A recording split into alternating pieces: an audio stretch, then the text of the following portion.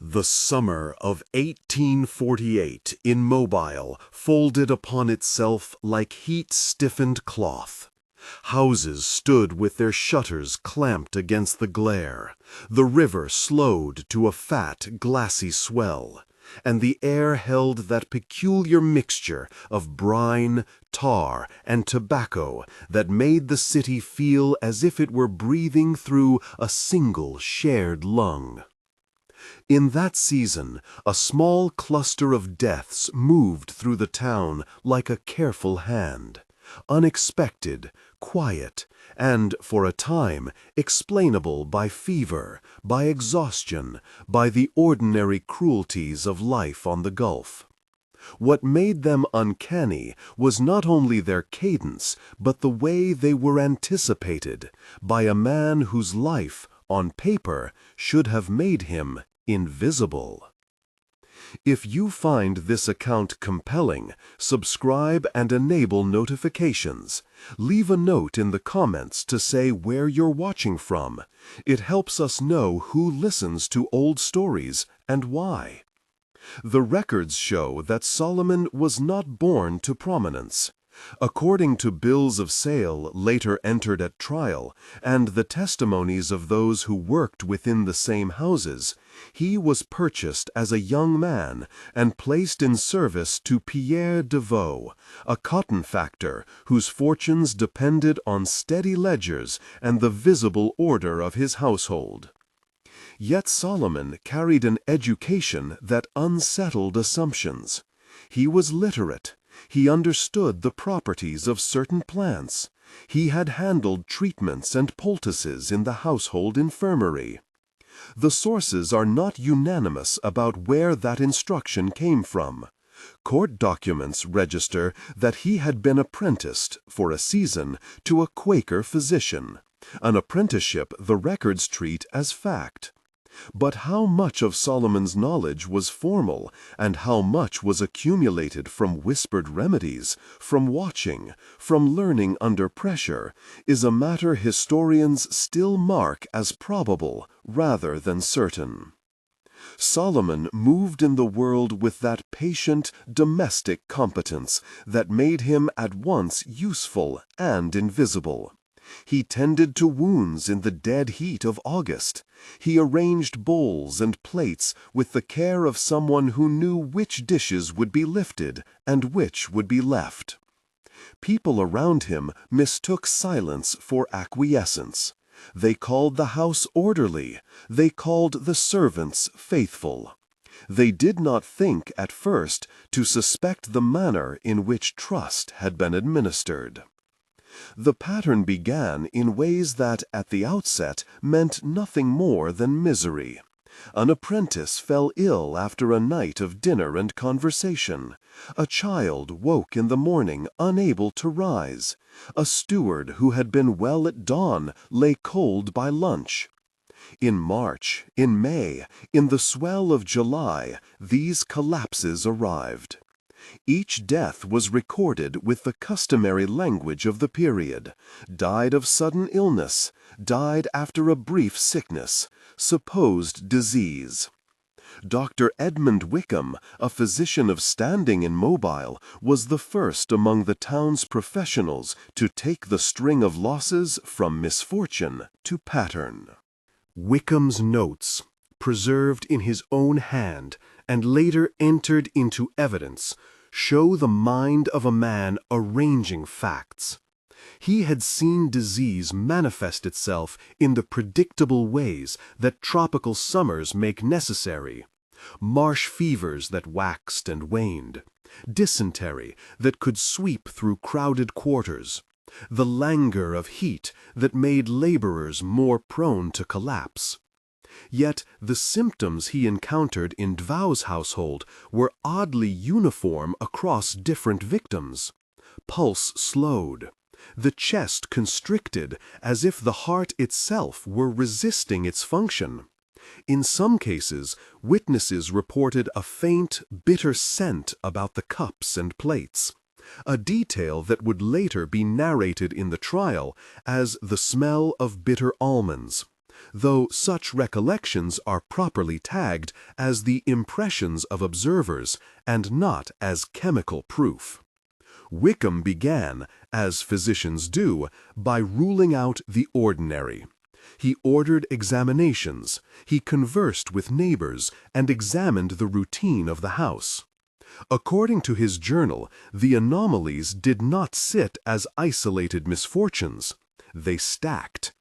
What made him uneasy was not a single death, but a sequence that seemed to thread through the domestic life.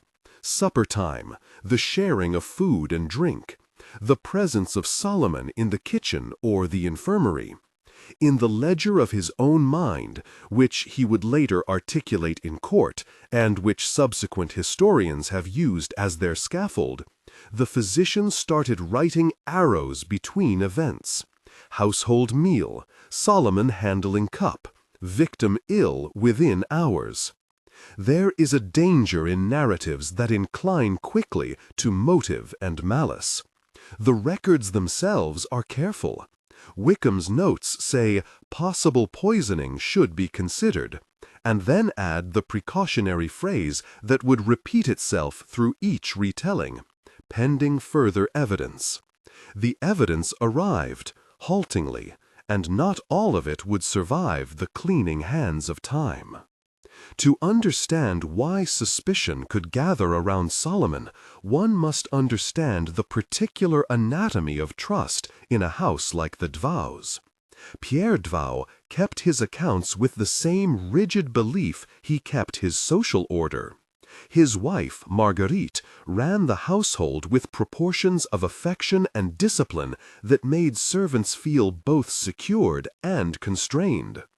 In a town that measured status by ledgers and by the gleam of fine china, the steward of the household, the person who saw most of the comings and goings, was essential. A slave who had custody of medicine, who handled food, who prepared cups at evening, possessed access of a kind that, in the wrong hands, could kill. Solomon's capacity for unnoticed movement was as practical as it was psychological. He learned which servants were likely to rise early, and which would tip their cups in trust. He understood the timings of the household, the names and habits and ailments. Whether this understanding was used for kindness or as instrument, the testimonies would disagree. Laborers from the outbuildings remembered him as taciturn, as a man who read the faces of masters with a stillness that made them uneasy. He watched like a man watching the weather, one witness put it in a later deposition. The phrasing is his, the meaning is open. The deaths accelerated. They came so that neighbors began to speak in corners. The enslaved community, in particular, felt the change with a peculiar intimacy, a private terror that lives under the public calm of a street. They spoke, witnesses later recalled, of cups that tasted wrong, or of a pallor that took a person overnight. Such recollections must be handled with care. They are, in places, fragments of memory, and in others, the sharpened perspective of those who survived and later testified. But the accumulation of testimonies began to affect the town's official sensibilities. Wickham took the first public step. He requested, according to court records, an examination of the household practices and a closer watching of the places where food and medicine were stored. Thereafter, Sheriff James Cartwright attended the house in a more formal capacity, and the town's curiosity turned from gossip to procedure. Surveillance, simple, ordinary, in the terms of 1848, who comes and goes, who prepares the food, what jars are kept in the pantry, began to creep into the daily rhythms. What investigators found while they watched was not in itself damning. Jars with viscous contents, a small trunk with dried plants, notebooks with botanical names written in an orderly hand. The materials were, at face value, what anyone might expect a household medic to possess. But it was the ledger that made suspicion into something readable. Found hidden beneath a loose floorboard in the servants' quarters, it was a book with dates and initials. It catalogued, according to the entry structure, visits, remedies, and, in one later line that would become the focus of prosecution and of horrified curiosity, notes that, when read beside the deaths, suggested forecasting.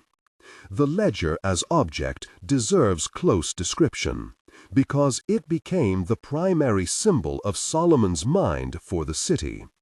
It was small, its binding worn at the spine, the paper yellowed with the sweat and oil of hands. Ink had been applied in a hand that ranged between the careful and the utilitarian. Some entries were cramped, others flowed with a slant that suggested speed. The dates, where they existed, corresponded with the sequence of deaths. There were botanical names written in the margins: foxglove, oleander, digitalis, and there were notations that read like stock-taking: cups, night, fever, still. Whether the ledger was a plan or a record was a question argued in court with both rhetorical heat and clinical caution. The prosecution presented the ledger as a map of intention. The defense insisted it could be a household inventory, a remedy register, a notebook of remedies noted for utility. When the ledger was first shown to witnesses, reactions were not uniform. Some saw merely a servant's notebook. Others, particularly relatives of the dead, read it as an accusation printed in ink. The entries that linked Solomon to the schedule of deaths, the notebook entries that mirrored the briefness of each victim's illness, were interpreted as evidence of foreknowledge. That is an interpretation grounded in the alignment of facts, the dates in the book, the timing of the deaths, the patterns in symptoms, and Solomon's presence. Yet it remains an interpretation. Historians who examine the same paper now underline this: the ledger is strong evidence of pattern, but not itself a confession, and the leap from written notation to murderous design cannot be made without the context that the court would supply. Reconstruction of conversations from within the house is perilous, but the court would later offer reconstructions that speak to what people thought and felt. One such reconstructed exchange, put forward in testimony, had Marguerite confronting a servant about the way cups were set. This exchange is a dramatic reconstruction intended to convey the tenor of the contemporaneous recollection, not a literal transcript of an utterance. Reconstructed. "Who set the children's cups tonight?" she asks, voice thin with worry. Reconstructed. "It was Solomon, ma'am, as he often does," a servant answers, hesitant. Reconstructed. "See that it does not happen again." These reconstructions are useful because they show how ordinary trust could be reread as culpability after a loss. The way servants performed simple tasks, placing a cup, adding a draft to a patient, was later framed by both neighbors and officials as potential instruments of harm. The discovery of jars under the floorboards, of residues in a mortar, began to make the household's ordinary life legible as a sequence of possible poisonings. Yet the forensic capabilities of 1848 were limited. Chemical tests that might affirm the presence of arsenic or other alkaloids existed in rudimentary forms, but their sensitivity and specificity were not modern. Physicians could note signs consistent with certain toxicoses, bradycardia in foxglove poisoning, for example, or the constriction of the chest described by witnesses, but a definitive chemical readout was often beyond reach. In court, Dr. Wickham explained these limits. The instruments of the day could suggest but seldom prove the particular agent responsible for death. This admission, recorded in the trial transcript, gave the defense space to sow the seeds of doubt.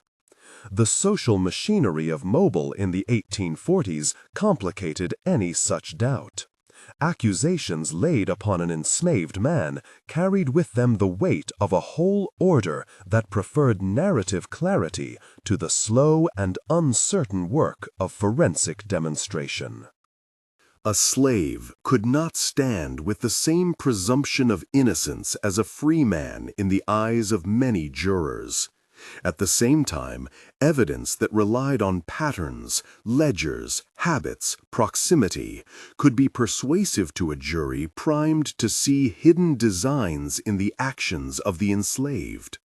The trial theater, therefore, was as much about communal anxieties as it was about the ledger itself. Solomon, when finally brought before the court, did not speak often. Observers would later note the steadiness of his gaze, the calm with which he set his hands. The prosecution painted a portrait of a mind that turned household knowledge into strategy, knowledge of who drank what, when, knowledge of which herbs could mimic disease. They emphasized the ledger as the intelligence of that mind, the place where calculation entered the world of domestic routine. The defense raised questions. Might a man trained in medicine keep records of remedies simply as a resource? Could the botanical notes be a form of household bookkeeping? Was the presence of jars and powders proof of transmission of toxins, or might they be harmless tinctures kept for legitimate uses? These questions were not frivolous.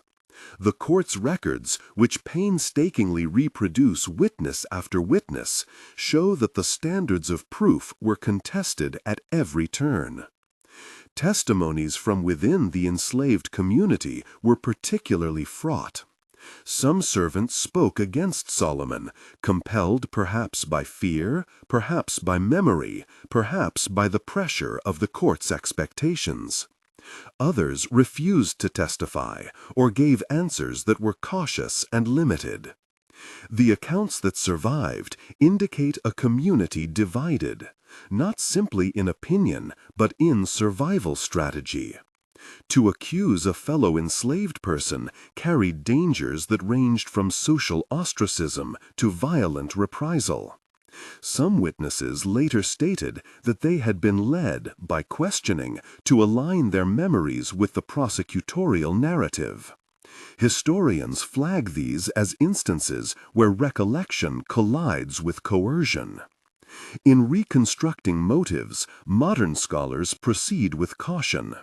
Solomon's life had complexities that could be read in competing ways. Some contemporaries and later commentators suggested resentment, an enslaved man turning against the family that enslaved him, while others posited a utilitarian, almost judicial logic, that killing those who inflicted cruelty might be considered in Solomon's own moral calculus as a kind of retributive balancing. There is also the possibility recorded in some depositions that Solomon was, in part, driven by a cold pragmatism that had little to do with moral purpose and more to do with the exercise of control. Each of these claims is labeled in the scholarship as conjectural. None is fully provable given the fragmentary nature of the sources. As the trial approached, the town's anxiety consolidated. The courthouse steps filled, whispers fed itself into the lines of benches. The prosecution, marched methodically through the ledger, the jars, the residue testing, and the odd alignments recorded by Wickham. The defense countered, pointing to gaps, to the limits of the chemical methods of the era, to the possibility that other actors with motive and access might have acted. The courtroom drama was not purely legal, it was a moral test for a city and an epoch. When Solomon took the stand, and here the line between record and reconstruction grows thin, he offered what the transcript marks as a confession of sorts. He spoke of actions, some of which he admitted, others he denied, and in parts where the record is less clear, historians place careful qualifiers. According to a clerk's shorthand, the defendant said, "The speech that would be read in subsequent pamphlets and papers became part factual and part performative. It was at once an admission and a cryptic justification. Some lines of his alleged confession were concise and unmoving. Others, where his voice seemed to soften, suggested a man who understood the arithmetic of consequence." Later commentators would debate whether Solomon's words were meant to shield others, to claim agency, to toy with the court, or to accept a fate that the society had already decided for him. The ledger, by then, had become not merely a book, but a repository of meaning, a material by which the community made sense of the losses. When the court read from it, when the prosecution connected ink to death, a new narrative cohered, that a man had turned the instruments of domesticity into instruments of death. Yet there remained strain and ambiguity even in the moment of apparent certainty. Some of those present at the trial, including physicians who had examined past victims, later remarked on the insufficiency of the evidence to exclude all doubt. There were curious absences of definitive chemical proof. There were questions of who else had access to the jars, who else entered the pantry after dark. The ledger's entries could be read in more than one way. The language of legal proof, however, is not the same as the language of historical certainty. A verdict could be rendered without the later historian's ability to speak with confidence. The city did render a verdict. The court, constrained by the evidence at hand and animated by the town's need for resolution, delivered its judgment. The sentence, once pronounced, became history's punctuation.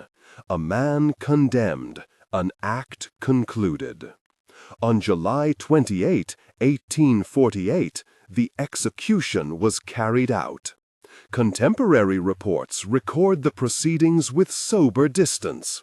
Later analyses interrogate the fairness of the process. Whether justice was served, or whether the machinery of social order took advantage of an opportunity to reassert itself, remains part of the conversation that history has not resolved. After the execution, the ledger persisted. Copies and summaries circulated in the papers.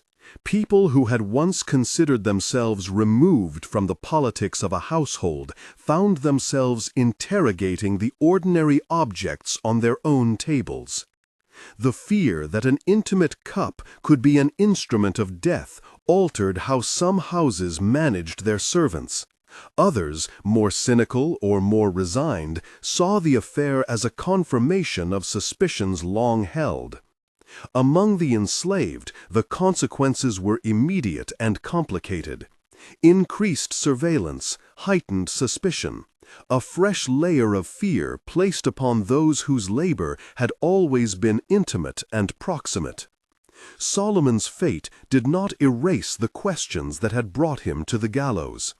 Historians who return to the files now underline the ways the case reveals broader truths about how power circulates, about the vulnerability inherent in domestic trust, about the limits of 19th-century forensics and the ease with which patterns can be read as intent. The ledger, in this account, becomes emblematic of two linked processes: the making of a murderer by evidence assembled in a particular social frame, and the making of a social lesson by a community eager for closure.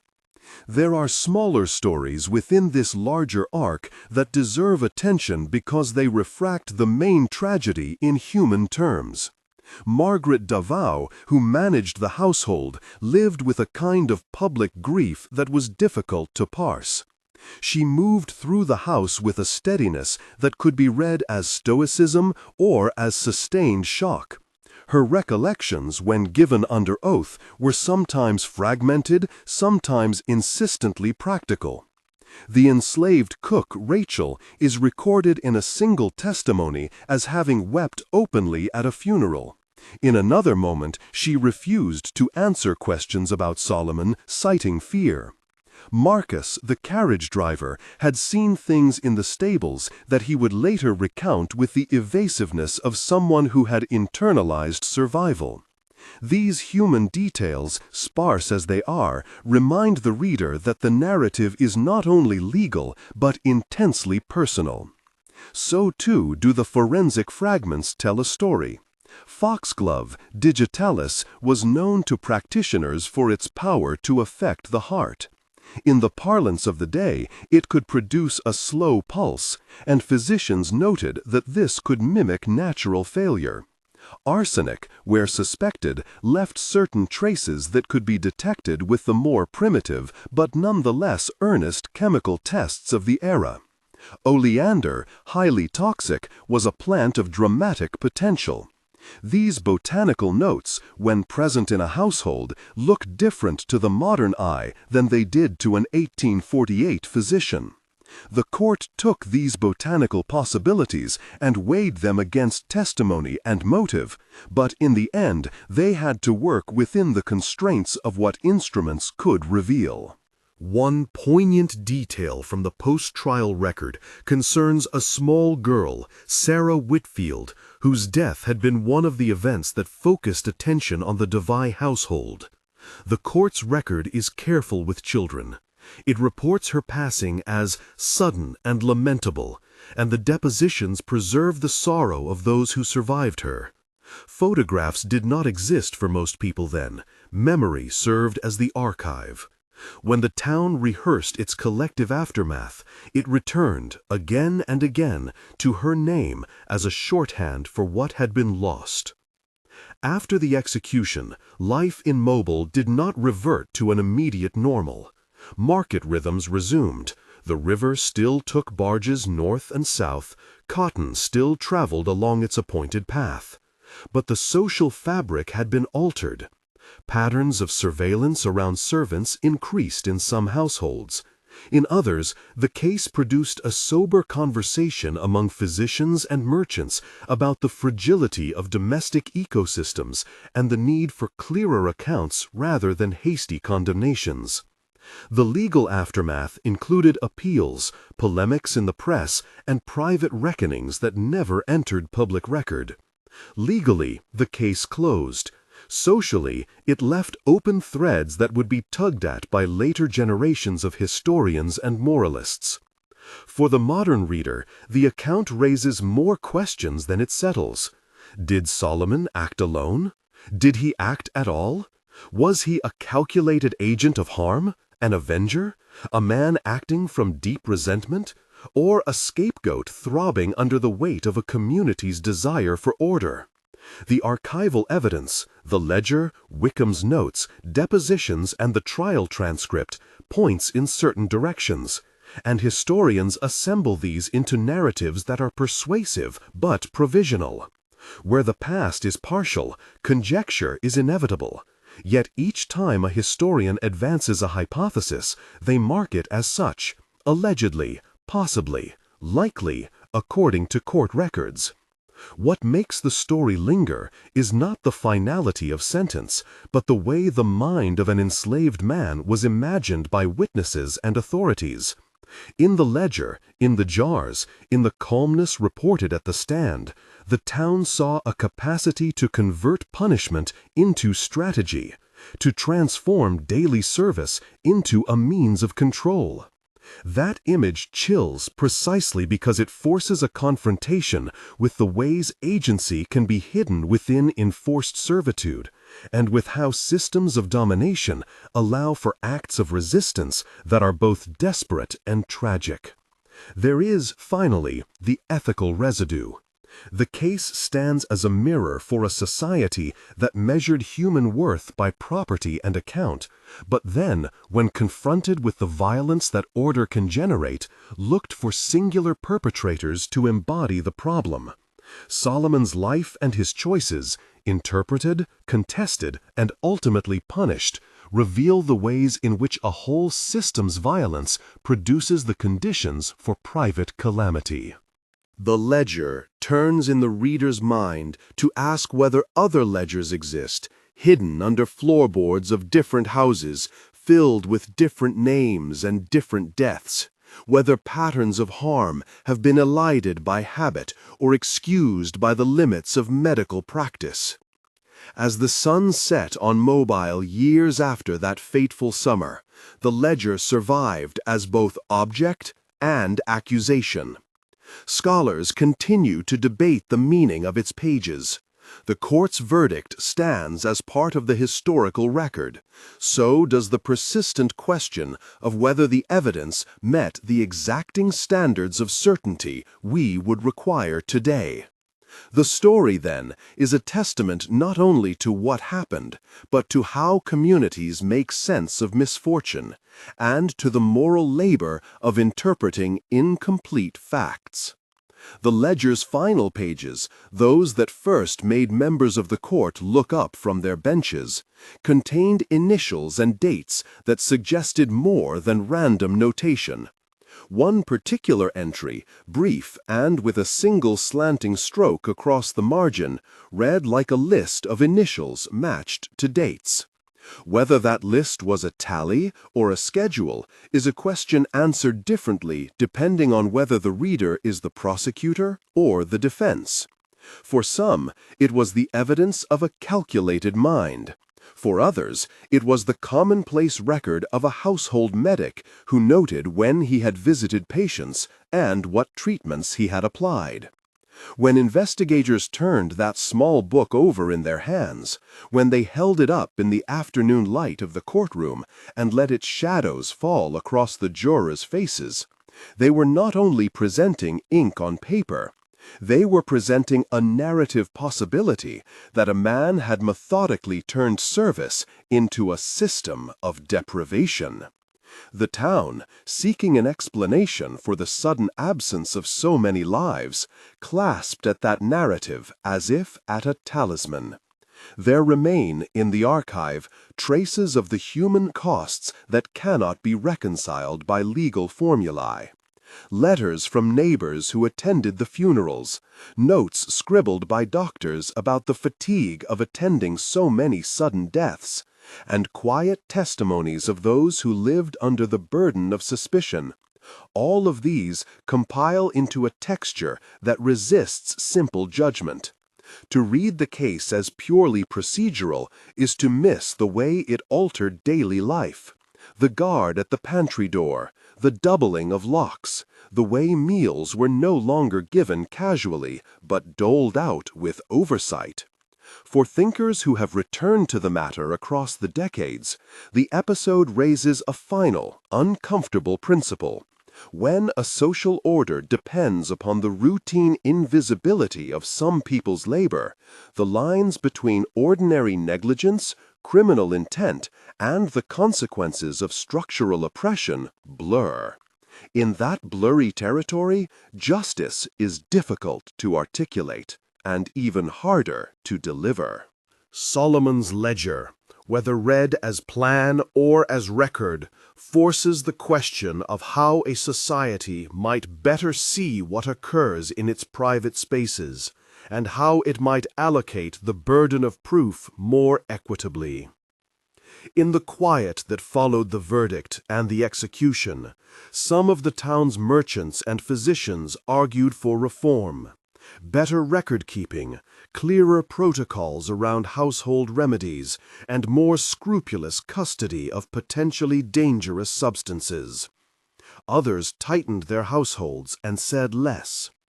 The enslaved people who had survived that turbulent season continued to inhabit the same streets and yards, their lives now marked by a new layer of suspicion, and, in some cases, by a new caution about whom to trust.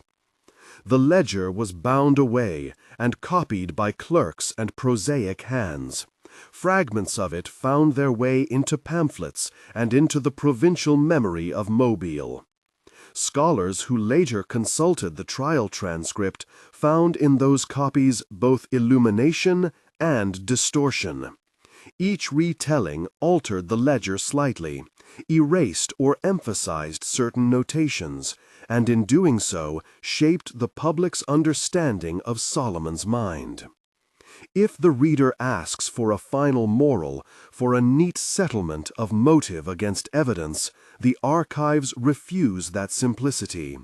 Instead, they offer a set of interrelated truths, that domestic spaces are sites of power as much as intimacy, that knowledge can be both instrument and salvation, that the constraints of the 19th century forensic imagination made certain kinds of proof difficult, and that a community's need for moral clarity can sometimes outpace its evidentiary limits.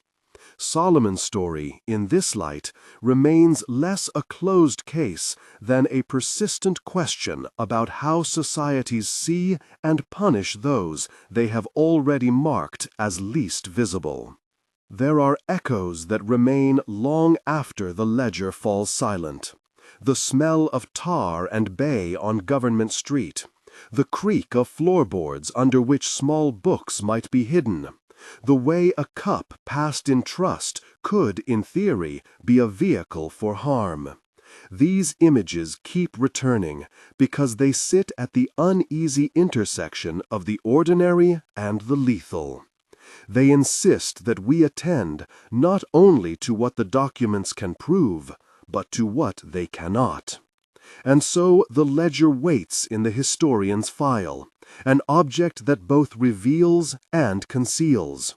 To read it is to participate in an act of moral imagination. We must reconstruct motive without presumption. We must respect the dignity of those who died without exploiting their loss. And we must remember that the violence the ledger suggests is as much a product of social structure as of individual will. In the end, the mind that the city accused of turning punishment into strategy becomes for us a mirror in which to examine the ordinary instruments of power. What remains to be said, what still breathes under the surface of the records, are the precise details of the trial's testimony, the full account of Solomon's words in the dock, and the small domestic moments that might have shifted a ledger from notebook into indictment. Those are matters for the records and for the careful reconstruction that follows them, where each witness, each scratched date, and each piece of ink must be weighed. The ledger's last legible line, according to the copies that circulated after the trial, does not conclude so much as hint. It lists initials that the town could not unsee. The last stroke, a diagonal across the margin, is like a question mark left for posterity. The court papers that survive, brittle and uneven, offer no tidy narrative. They give only fragments, each witness a shard, each question a shadow. Taken together, they form a mosaic that can be read in multiple ways, as accusation, as defense, as the sober work of a legal machinery trying to make sense of a domestic ledger that had already been turned into evidence. The session minutes open with the summons of the jurors and the reading of the indictment. The clerk's ink is black and decisive where it lists the charge, murder by administering a deadly substance, and lighter, less assured, in the margins where he copies entries from Solomon's notebook. The ledger itself was brought into court wrapped in coarse linen. The prosecution unrolled it with a ceremonious hand, as if it were a map. The defense treated it as a commonplace account book and tried to make it ordinary. Mrs. Hargrave, whose husband had been among the dead, was the first to speak. Her voice in the transcript is steady in its bitterness. "He took a cup at dinner and was ill," she said, and she named times and days. She remembered, the records show, the precise hour of the bell, the way the light had struck the silver. She said she had seen Solomon take a small bottle from the pantry and measure something into the cup. Under cross-examination, however, her certainty wavered. The defense allowed that she could have been confused after a long deathbed vigil, that grief rearranges memory. The jurors' notebooks, where they kept private notations, recorded curt lines. Grief? Timing? As if to mark the moments when empathy and doubt intersected. Next came the apothecary, Mr. Little, whose own ledger, so similar in appearance to Solomon's, was introduced as corroboration. He swore that he had sold arsenic to the household 6 months earlier for the purpose of killing vermin, and he produced a receipt. He testified to the ubiquity of such poisons in trade. In the transcript, he is careful to distinguish between ordinary poison and poison wielded with malice. When asked if such substances might be accessed by servants, he answered with a practiced hesitation. "They would be kept in the pantry or a locked chest," he said, "and then, when pressed, but a hand that has the key may take what many hands cannot." There is, in the margins of the court book, the small scrawl of a clerk who had listened from the gallery, and who later added, in a cramped hand, the notation, "No key found." That marginalia has proved irresistible to later readers. Some have taken it as proof of Solomon's access. Others have argued the clerk's note is hearsay at best and cannot stand for fact. The physician, Dr. Beecham, offered testimony that is at once clinical and uncertain. He described symptoms, cold sweat, vomiting, convulsions, and recited the autopsies as he observed them. He refused to name a single compound with absolute certainty. "There are certain markers," he wrote in careful medical Latin, "but not all poisons leave the same trace. The body will speak, but it speaks in riddles." Under oath, he admitted that, in his opinion, the deaths were consistent with arsenic, though he conceded that some of the symptoms could be accounted for by other causes: tainted food, endemic fever, the accumulation of neglect. Perhaps the most pointed testimony came not from a man of medical science, but from the household staff. Several of the enslaved people whose lives were braided into the household's routine were questioned, not freely in open court, but through depositions and the constrained channeling of their words by white clerks, who transcribed what they heard and filtered it through language and law. Those depositions are among the most difficult documents to read because they are written in the voice of those who were not permitted to be full subjects of testimony.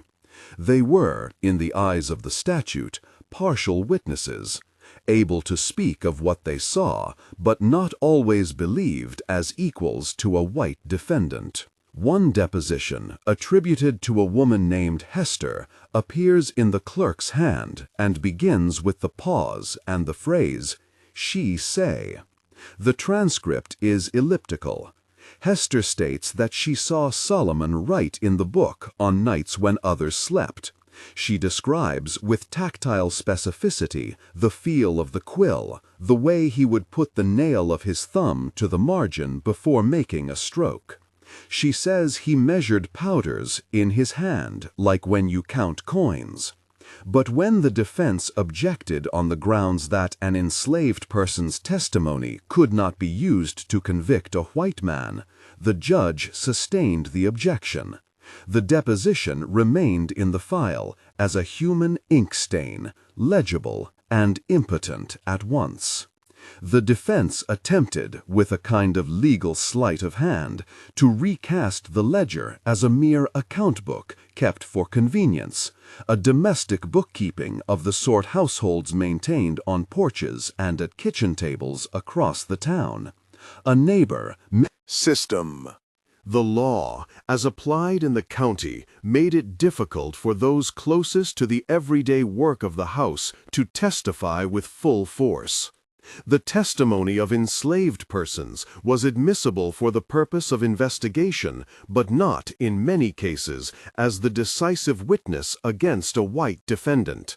The practical upshot of that juridical arrangement was that the ledger, kept by someone who inhabited the boundary between oversight and subordination, became both weapon and shield. A white clerk's transcription could carry more weight than an enslaved woman's index finger laid on a spot in a page. The prosecution sought to convert the ledger into a ledger of intent by producing, during the trial, a series of side-by-side comparisons. Entries that listed initials adjacent to amounts, amounts adjacent to brief notations, evening, after supper, tonic. One small cluster of entries from the preceding autumn was read aloud in a courtroom that, testimony records show, fell into a hush. AM 1/2 SH E 1 MC November 12 2/3 SH. The prosecution argued that the pattern of dosage mirrored the decline in health of Mr. Hargrave and others. Rivers replied by calling an expert in medicines to explain that such notations could signify anything from hospitality measures to yardage of fabric. He rummaged through the ledger and found entries that seemed to support his shadow of doubt. Records of candles, rice, and sugar, all written in the same cramped hand. There was, too, the question of motive, an engine that in other crimes often roars. The defense portrayed Solomon as a man who had no standing to plot such deeds, no inheritance to gain, no visible quarrel with his employers. The prosecution, seeking to give the ledger a moral spine, argued that Solomon's accumulation of small slights, the whispered reprimands, the withheld coin, the habit of being passed over, could congeal into a volition. A juror's diary, one of the rarer survivals, contains a single line about motive. Men do not make a state out of absence, they reach for consequence. That line, private and fragmentary, shows how even those sworn to impartiality sought the human story beneath bookkeeping. The testimony that perhaps most troubled the court was not delivered in Latin or legalese, but in the soft speech of a child. A small boy, the Hargraves' eldest, testified to a cup that tasted like the tar outside, and to a man who wrote at night by a sliver of light. The boy's statement, because of his youth and the consequent sympathy of a public already attuned to pathos, carried a weight the law did not always assign. The courtroom reacted. Some jurors scribbled crosses in their pads. One of them later wrote to his wife that he could not get the child's description out of his head. When the final summations were made, the prosecutor painted a picture of quiet calculation. A ledger as a ledger of loss, neat handwriting, the handwriting of a will. The defense, conversely, asked the jurors to imagine the ledger as an instrument of household order, to imagine that the same hand could keep accounts of seeds and pills, of candles and comfort, without malicious thought. The judge's instructions to the jury read in the official docket like an attempt at a moral arithmetic. Weigh the testimony, consider the law, decide upon intention. The jury retired and returned with a verdict that had the effect of a thunderclap. The rest of the record is procedural: sentencing, appeals denied, preparations for execution. The ledger, its margins and diagonals, had done its work. Yet the ledger continued to speak in ways the court had not fully admitted. After the trial, fragments of testimony that had been excluded by technicality surfaced in private letters and in the diaries of those who had been present. These fragments suggested a series of domestic moments that, while not conclusive, altered the hue of the ledger. A neighbor's wife, in an undated memorandum, recalled that Solomon had once, in a fit of exasperation, scolded a servant for allowing vinegar to be spilled into the sugar jar. A servant, no longer enslaved after emancipation and later interviewed by an itinerant reporter, remembered that Solomon loved to brand small packages with the initial of the family member for whom they were intended. He did so even for spare peppermints. These recollections, tender and anecdotal, reveal how easily the ordinary could be read as extraordinary after tragedy. There was a small private entry in a clerk's pocketbook, an aside rather than a formal affidavit, that may matter most to historians. The clerk, a man named Whitcomb, wrote years later that on the eve of the arrests he had been given, by an unknown hand, a folded slip of paper torn from the ledger. On it were the same initials, but adjacent to them were another set of marks, erasures, faint as the pressed breath of a person wiping a tear. Whitcomb said he had kept the slip because he believed the erasures were a record of doubt. He wrote, "I think some things are cleaned, not to hide guilt, but to spare the guilty."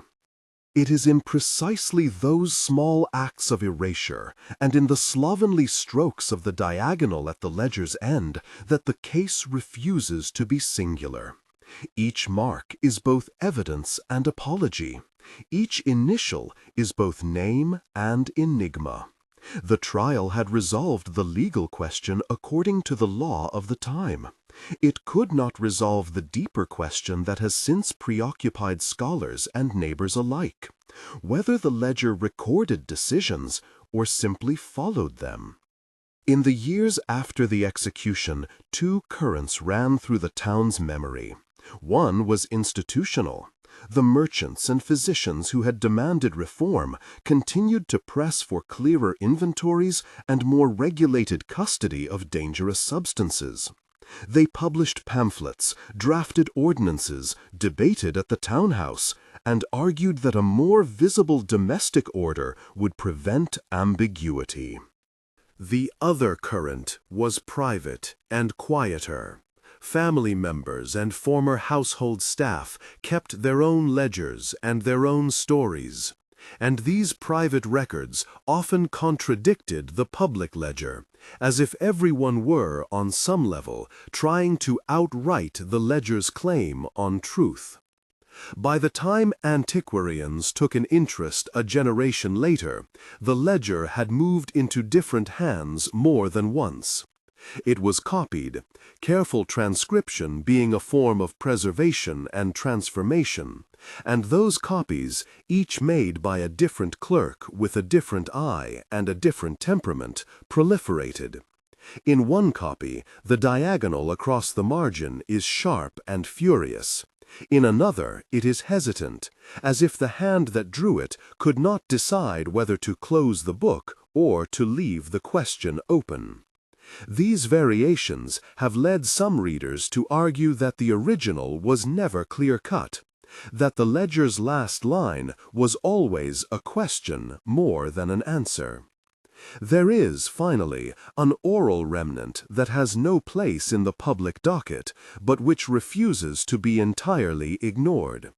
Long after the ink had browned and the paper had become fragile, an elderly woman, herself the daughter of a former servant, told a historian that she had once seen a scrap from the ledger hidden in the false bottom of an oak trunk. On the scrap, she said, were the initials and, faintly, beneath them, a different set of marks that could be read as a name. She never wrote the name down. She feared trouble for even possessing the scrap. Her memory, when recorded, reads like a wish, to give those initials a full human face. So the ledger remains lodged in the town's careful imagination, a private object made public and then privatized again by rumor, recollection, and the law. To the historians who take it up as a text, the ledger supplies both evidence and the limits of evidence. To the descendants of those who read it in the household's dusk, it supplies a more intimate sorrow. And to readers in rooms of other cities and later centuries, it becomes a miniature architecture of how power is exercised in kitchens and parlors, where the ordinary rituals of care and provision can be recast as instruments of harm. If the ledger taught the town anything, it was that proof and meaning do not always align. Ink can register a dose. It cannot, however, translate an entire life. The blot and the erasure, the careful decimals and the diagonal that ends in a sloping, almost questioning flourish, all these are the gestures of a time that tried to make its private acts legible and failed in ways that reveal more than they conceal. There remained one final physical trace of the ledger that would preoccupy later commentators: the binding itself. Bound in calf and stitched with thread that frayed in places, the book's spine was imprinted with a thumb smudge that bore the distinct oval of a fingerprint. No one could say for certain to whom the thumb belonged. In the magistrate's minutes, a later clerk would note, with a curiously modern insistence, that the print had no name attached. It was, he wrote, a remainder of touch. Touch is the ledger's most persistent legacy. People touched the book to steady it as they read. They turned its pages carefully, reluctant to split the quarto. They pressed their thumbs in its margins, in the way one presses a hand to a warm cheek. Those gestures allow the ledger to be both record and relic, a thing that names and a thing that, in being handled, keeps the possibility of other readings alive. What the ledger finally asks of us is not to solve the case, as if history were a sealed verdict, but to remain attentive to the ways small instruments of order collect consequences.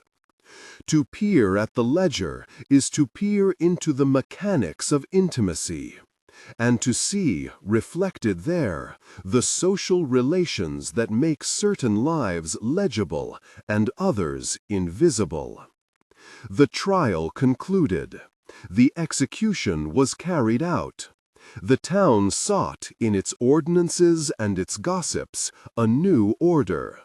But the ledger, with its diagonal question, persisted as a prompt to remember that the justice we can perform is always shaped by the limits of what we accept as evidence. In the archive, a later hand would write, beneath the transcription of that final page, another simple note. The names were known to some, unnamed to most. It is in that space between knowing and not knowing, that private seam of history, that the ledger continues to dwell, waiting for readers who are willing both to weigh its ink and to listen to the silences that hover around it.